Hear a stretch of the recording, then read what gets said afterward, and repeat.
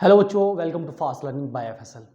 तो बच्चों आज हम क्या स्टार्ट करने वाले हैं? आज हम स्टार्ट कर रहे हैं आपके लिए एपी अरिथमेटिक प्रोग्रेशन।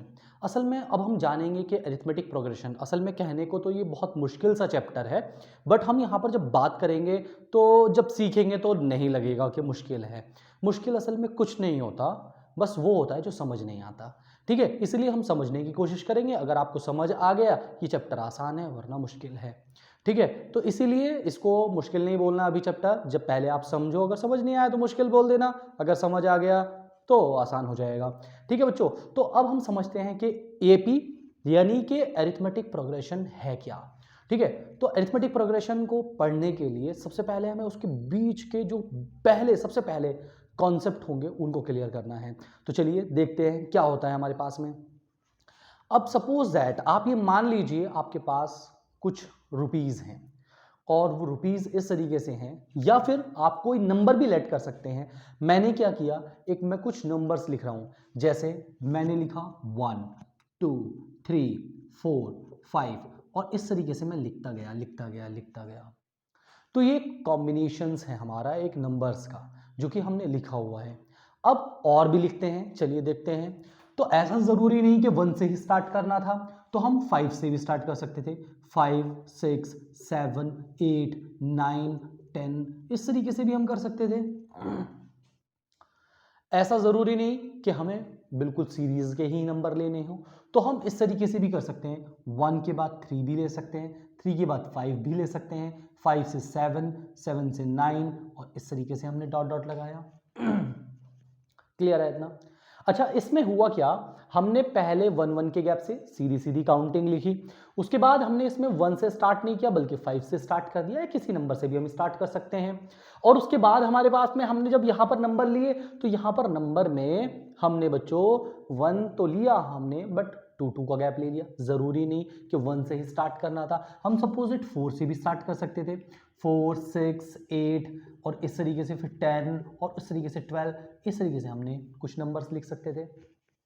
ठीक है, अब ऐसा ज़रूरी नहीं कि 2 का ही गैप लेना है, हम कुछ और भी नंबर लिख सकते थे। 7 उसके बाद 10 उसके बाद 13 उसके बाद 17। ठीक है, 17 लिखा तो देखो जरा ध्यान से क्या हुआ, यहाँ से कितना आया, कितने का गैप था, 3 का। यहाँ पर भी 3 का गैप था, मगर यहाँ पर हमने कितना कर दिया गलती से, 4 का गैप कर दिया। इसका मतलब ये कॉम्बिनेशन थोड़ा सा अलग हो रहा है, इसीलिए हमने क्या किया, इसको हमने क्या किया 16 किया और यहाँ से इस तरीके से कुछ नंबर लिखे। तो बच्चों हमने क्या किया, हम इस तरीके से कोई भी नंबर लिख सकते हैं।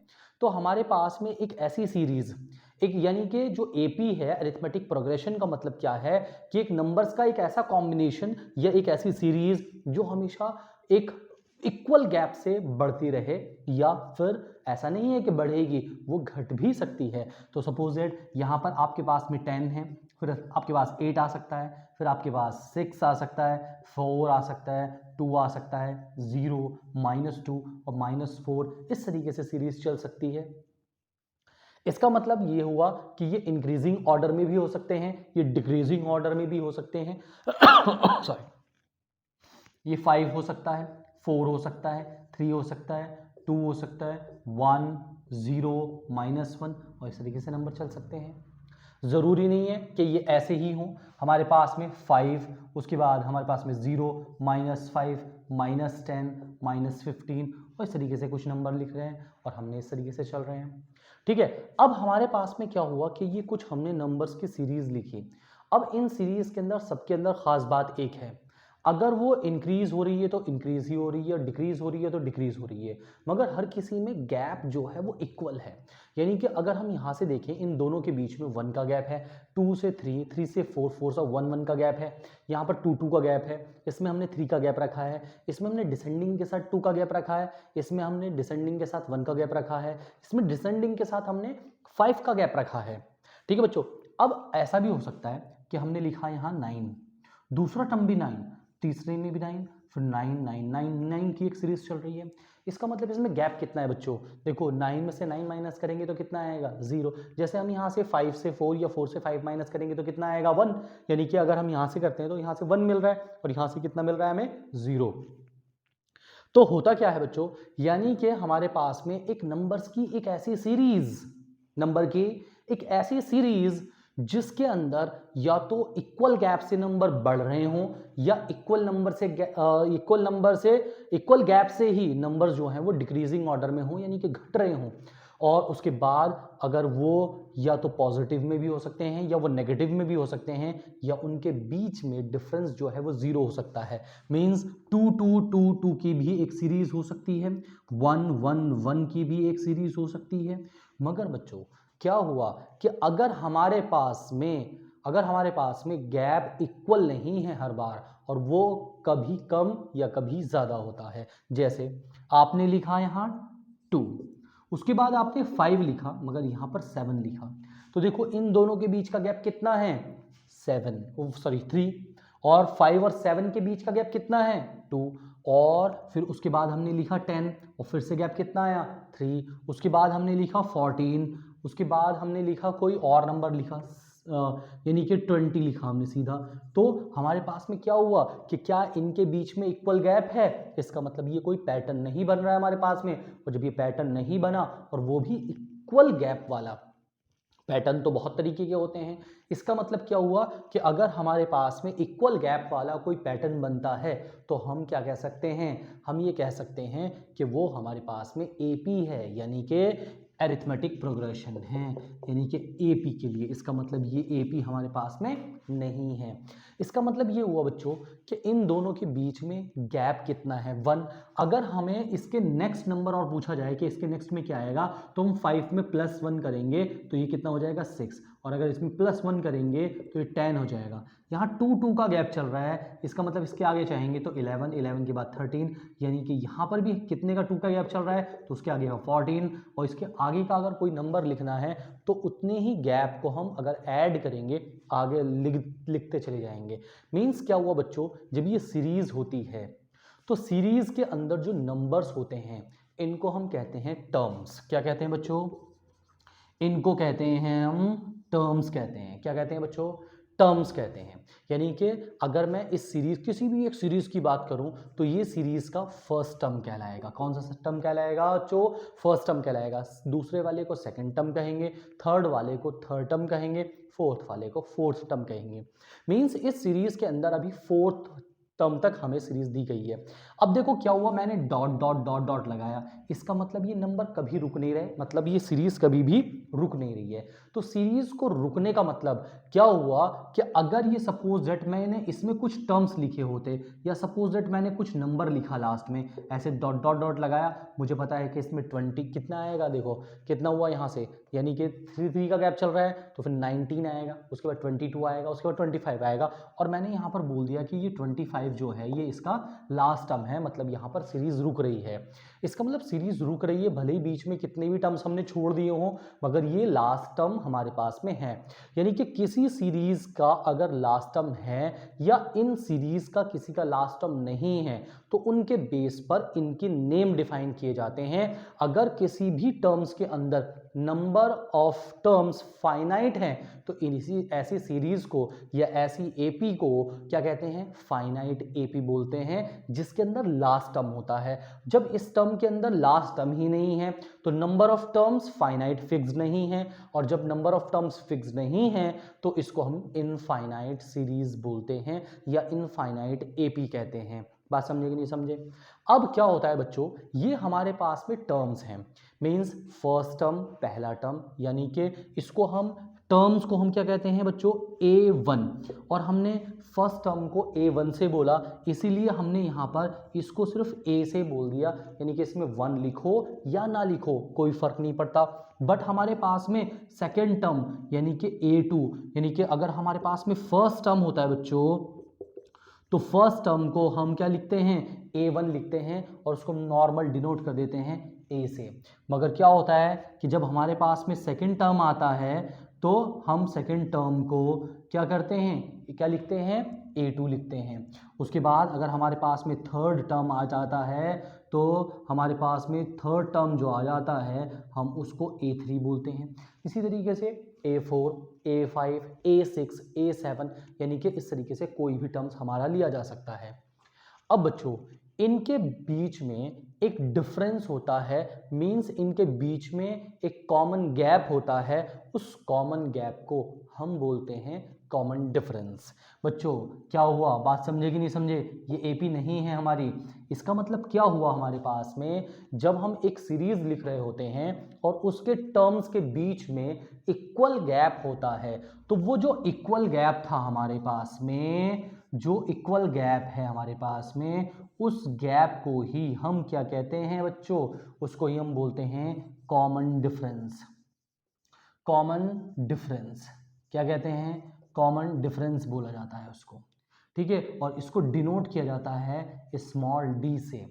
स्मॉल डी से डिनोट करेंगे किसको? जो इक्वल गैप होगा, मींस एक ऐसा नंबर जो अगर हमें नेक्स्ट टर्म को निकालने के लिए चाहिए होगा, तो हम किसी टर्म में उस नंबर को ऐड करेंगे तो हमारे पास में नेक्स्ट वाला टर्म्स मिल सकता है। जैसे ये फर्स्ट टर्म है, ये सेकंड टर्म है, थर्ड टर्म है, ये फोर्थ टर्म है।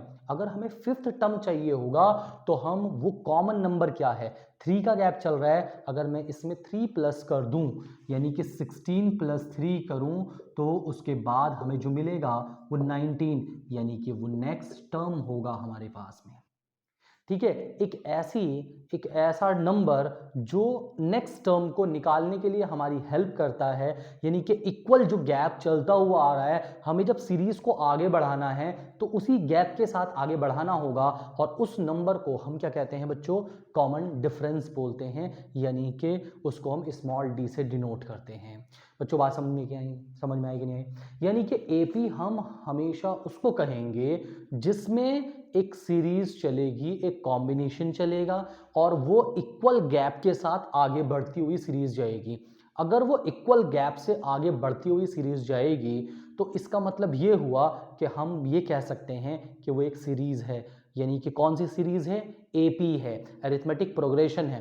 वैसे सीरीज तो कोई भी हो सकती है, मगर एपी यानी कि अरिथमेटिक प्रोग्रेशन होने के लिए रूल्स ये है कि उसके अंदर गैप हर टू टर्म्स के या कंसेक्यूटिव 2 टर्म्स के बीच का जो गैप है वो हमेशा इक्वल होना चाहिए। अगर वो इक्वल नहीं है तो हमारे पास में एपी नहीं कहलाएगी। बात समझे कि नहीं समझे? यहाँ पर हमारे पास में कुछ डेफिनेशंस हैं, वही डेफिनेशंस मींस अगर आपसे पूछा जाए एपी क्या होती है, तो आप यही तो कहेंगे कि एपी एक ऐसी सीरीज या एक ऐसा नंबर्स का एक कॉम्बिनेशंस है जिसके अंदर बहुत सारे टर्म्स होते हैं, और टर्म्स जो होते हैं वो सीरीज में होते हैं, और इक्वल गैप उनके अंदर ऐड हो रहा होता है। एक फिक्स नंबर होता है जिससे हमें नेक्स्ट नंबर का पता चलता रहता है, वही कॉमन डिफरेंस होता है। और फाइनाइट एपी और इनफाइनाइट एपी क्या होते हैं? तो हमारे पास में है an arithmetic progression is a list of number in which each term is obtained by adding a fix number to the preceding except the first term. यानी कि फर्स्ट टर्म को छोड़कर, फर्स्ट टर्म तो हमें लेना ही लेना होगा, मगर हम अगर सेकंड टर्म चाहिए या किसी भी टर्म को चाहिए तो उससे जस्ट पहले वाले टर्म्स में अगर हम कॉमन डिफरेंस यानी कि जो गैप है अगर उसको इक्वल ऐड कर देते हैं तो हमारे पास में नेक्स्ट नंबर का पता चल जाता है। इसका मतलब the fix number is called the common difference of the AP. It can be positive, negative और जीरो। मींस क्या हुआ कि इन सब सीरीज में जो इंक्रीजिंग है तो ये पॉजिटिव होगा, डिक्रीज वाले में नेगेटिव होगा, और जिसमें सभी चीजें इक्वल हैं इसमें क्या होगा? जीरो। इसका मतलब ये हुआ it can be positive, negative और जीरो, यानी कि जो कॉमन डिफरेंस है वो कुछ भी हो सकता है। उसके बाद फाइनाइट एपी और इनफाइनाइट एपी आपको पता चल गई है। मींस क्या हुआ? In which series only a finite numbers of terms and have last term is called the, यानी कि एंड बोले और बोले, यानी कि जिसका लास्ट टर्म भी होता है उसके अंदर फाइनाइट नंबर्स ऑफ टर्म्स होते हैं, तो वही हमारे पास में क्या कहलाता है? फाइनाइट एपी कहलाती है। Those AP have not a last term is called the infinite AP, यानी कि वो एपी जिसका कोई लास्ट टर्म ही नहीं होता उसको हम क्या कहते हैं? इनफाइनाइट एपी बोलते हैं। तो बच्चों अभी हमें क्या पता चला? अभी हमें 2 बातों के बारे में पता चला। मींस क्या होता है कि हमारे किसी एपी के बहुत सारे टर्म्स होते हैं, तो पहला वाला फर्स्ट टर्म जिसको हम ए से डिनोट करते हैं, उसके बाद A2 A3 इस तरीके से नंबर ऑफ टर्म्स को डिनोट किया जाता है। मगर हमारे पास में दूसरी चीज़ का पता चला हमें, कॉमन डिफरेंस। तो कॉमन डिफरेंस को स्मॉल डी से डिनोट किया जाता है। मींस अगर हम इन 2 टर्म्स के गैप को ले लें तो हमारे पास में कॉमन डिफरेंस लिया जाता है। कॉमन डिफरेंस हमेशा नेक्स्ट नंबर्स में से प्रीसीडिंग नंबर को माइनस करने के बाद ही आएगा। मींस अगर आपको इसका कॉमन डिफरेंस निकालना है तो किसी भी नेक्स्ट नंबर से उसके प्रीसीडिंग को माइनस करना पड़ेगा।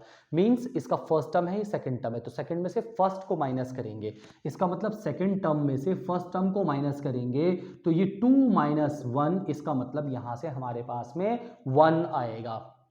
ठीक है बच्चों, अब हमारे पास में अगर इसमें से करेंगे तो 6 - 5 मीन्स 1 आएगा, 3 - 1 मीन्स 2 आएगा। अगर हम यहाँ पर कॉमन डिफरेंस देखें तो 3 - 1 मीन्स हमारे पास 2 आंसर आएगा। अगर हम यहाँ 8 - 6 करेंगे तो यानी कि कॉमन डिफरेंस फाइंड करने के लिए 2 आ जाएगा, और यहाँ से 10 - 7 करेंगे तो हमारे पास में कॉमन डिफरेंस 3 आ जाएगा। अगर हम यहाँ से करेंगे या यहाँ से करेंगे, या सपोज दैट यहाँ से करेंगे तो कॉमन डिफरेंस यहाँ से 8 - 10 मतलब के -2 आ जाएगा।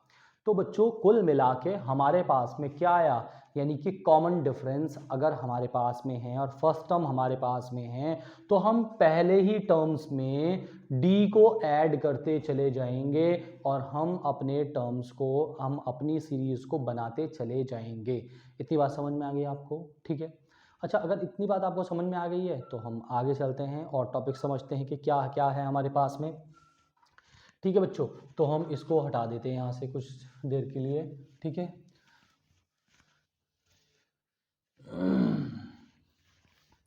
अब बच्चों हमारे पास में क्या हुआ, हमारे पास में हुआ ये कि आपको अभी कुछ सीरीज के बारे में पता चला। सीरीज में क्या हुआ कि आपके पास में इक्वल गैप होना चाहिए। अब बच्चों सीखने वाली जो बात है वो समझते हैं।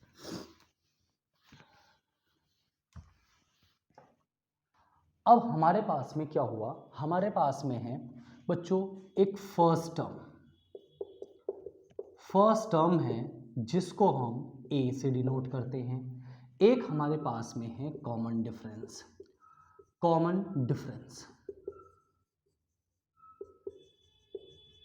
इसको हम स्मॉल डी से डिनोट करते हैं। यानी कि हमारे पास एक फर्स्ट टर्म है ए और एक है हमारे पास में कॉमन डिफरेंस।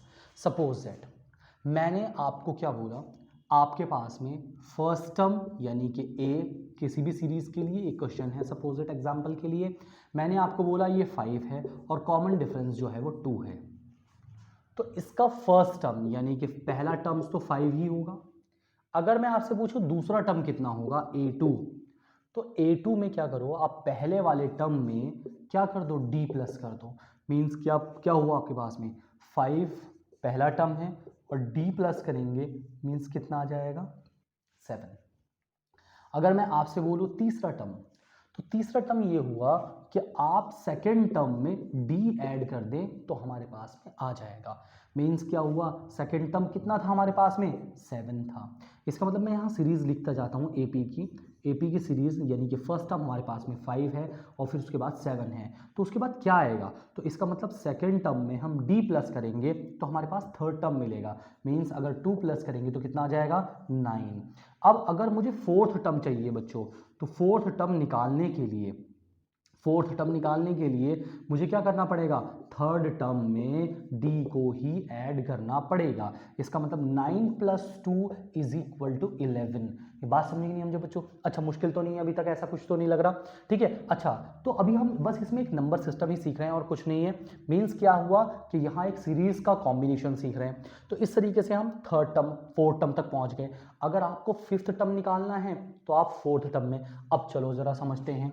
मीन्स आपको पहला टर्म तो पहला ही होता है, अगर हम दूसरा टर्म निकालते हैं तो पहले टर्म में d प्लस कर देते हैं। बात समझ में आई कि नहीं आई?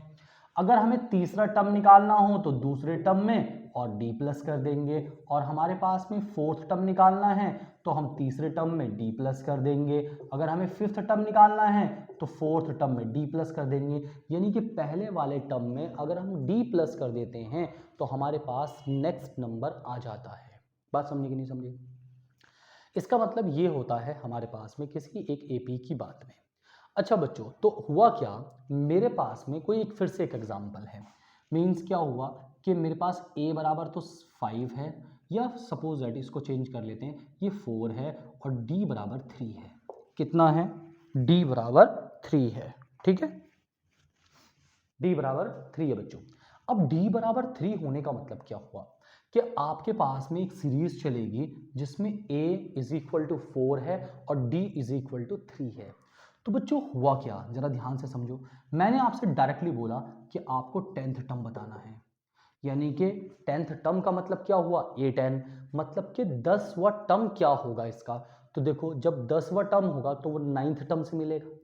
तो 9th टर्म में अगर आप 9th टर्म में अगर आप d ऐड कर दो तो आपके पास आंसर आ जाएगा।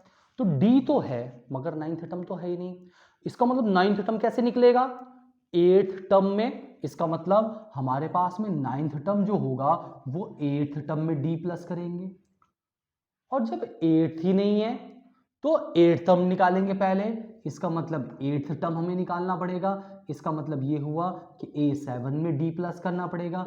इसका मतलब हमें a7 भी चाहिए होगा तो a6 में d प्लस कर देंगे। इसका मतलब a6 हमें चाहिए होगा तो a5 में हम d प्लस कर देंगे। हमें a5 निकालना है पहले, a यानी कि हमें a4 में d करेंगे, और अगर हमारे पास में 4th टर्म है तो हमें 3 चाहिए होगा d 4th निकालने के लिए, और 3 निकालने के लिए हमें 2nd टर्म चाहिए होगा, और 2nd टर्म चाहिए के लिए हमारे पास में हमें 1st टर्म में d ऐड करना पड़ेगा। इसका मतलब जो 10th टर्म है वो 9th टर्म के बिना नहीं निकलेगा, 9th टर्म बिना 8th के नहीं निकलेगा। इसका मतलब पहला और d है, इसका मतलब हम क्या करेंगे, पहले दूसरा टर्म निकालेंगे, फिर तीसरा निकालेंगे, फिर 4th, फिर 5th, 6th, 7th, 8th, 9th, 10th, यानी कि यहाँ तक पहुँचेंगे। इसका मतलब ऐसा करना बड़ा मुश्किल सा हो जाएगा, क्योंकि हम यहाँ कहेंगे कि 4 + 3 कितना हुआ 7, उसके बाद 7 + 3 करेंगे तो कितना हो जाएगा 10, उसके बाद हम कहेंगे 10 + 3 तो इसका मतलब ये हो जाएगा हमारे पास में 13, उसके बाद हम कहेंगे 13 + 3 तो इसका मतलब ये हो जाएगा हमारे पास 16, उसके बाद 16 + 3 मतलब कि 19, और 19 + 3 मतलब कि 22, और 22 + 3 25, और 25 + 3 28, और 28 + 3 मीन्स हमारे पास कितना आया 31। मतलब कि बच्चों क्या हुआ कि यहाँ पर ना एक जनरल सिचुएशन चल रही है। जनरल सिचुएशन में हुआ क्या कि हमें जब तक एक टर्म नहीं है तो दूसरा टर्म मिल नहीं रहा, तो बड़ी परेशानी हो रही है। इसका मतलब हम कुछ ऐसा बनाना चाहेंगे जिसकी वजह से हम दूसरे किसी भी टर्म्स को डायरेक्ट निकाल सकें, हमें पिछले वाले टर्म्स पर डिपेंड रहने की ज़रूरत ना पड़े, सिर्फ हमारा फर्स्ट टर्म और कॉमन डिफरेंस ही काम कर जाए। मीन्स अगर इन दोनों से ही हमारा सारा काम बन जाए तो बहुत बढ़िया बात है। इसका मतलब हमने क्या किया, एक कैलकुलेशन करने की कोशिश की। कैलकुलेशन करने की कोशिश क्या थी वो समझते हैं, चलिए। ठीक है बच्चों, अब हमने क्या कोशिश की कि हमने एक तरीका किया। क्या तरीका वो समझेंगे जरा। मीन्स क्या हुआ कि आपके पास a तो a ही होता है, a1 तो a ही होता है, a2 जो होता है वो a + d होता है। ठीक है इतनी बात भी, यानी कि फर्स्ट टर्म में हमने d ऐड कर दिया तो सेकंड टर्म हमारे पास में आ जाएगा। उसके बाद हमारे पास में थर्ड टर्म, तो थर्ड टर्म का मतलब ये हुआ बच्चों कि थर्ड टर्म में से, थर्ड टर्म का मतलब है कि a2 में d प्लस करना है। तो हमने क्या सोचा कि d क्या था, a + d था, तो हमने d की जगह a + d रखा। क्या रखा बच्चों, a2 की जगह हमने क्या किया, हमने a2 की जगह, एक मिनट जरा हम दूसरा पेन यूज करते हैं। ठीक है, हमने क्या किया बच्चों जरा ध्यान से समझना, ये a2 + d करना था तो मैंने इसकी जगह a + d रख दिया, क्योंकि a2 की वैल्यू a + d होती है, और मैंने ये रख दिया, और प्लस d अपनी जगह है। तो इसका मतलब ये हुआ कि यहाँ से a तो एक ही बार रह गया, और ये d और d कितना हो गया 2d। मीन्स क्या हुआ कि a3 का फॉर्मूला क्या बन के आया अब हमारे पास में, a + 2d बनकर आ गया। बात समझे कि नहीं समझे, क्या समझे। अच्छा, अगर हमारे पास में a4 था तो a4 तो जो था वो a + a3 + d था।